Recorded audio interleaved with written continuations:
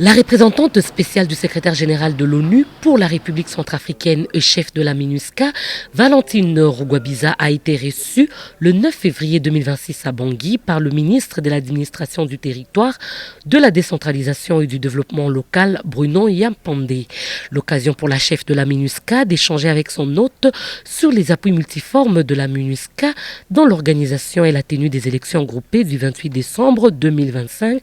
mais aussi de parler des prochaines étapes du processus électoral.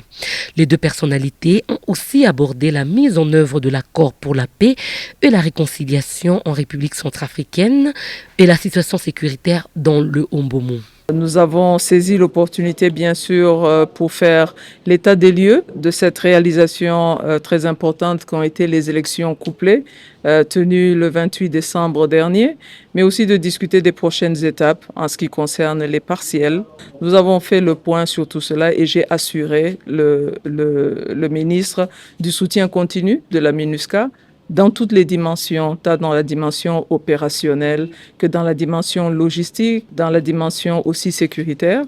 Je ne pouvais pas ne pas saisir cette opportunité aussi pour noter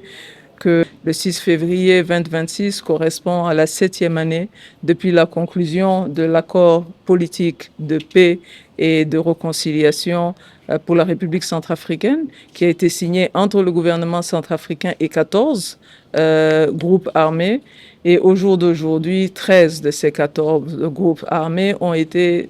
désarmés et plusieurs ont déclaré leur autodissolution. Et enfin, je ne pouvais pas voir le ministre sans évoquer la situation particulière du Ombomu. Donc, effectivement, il y a une situation particulière dans le Ombomu, mais cette situation particulière dans le Ombomu, il y a aussi des réponses qui sont en train d'y être apportées. En dépit de la réduction de ses capacités, à l'instar des autres entités de l'ONU,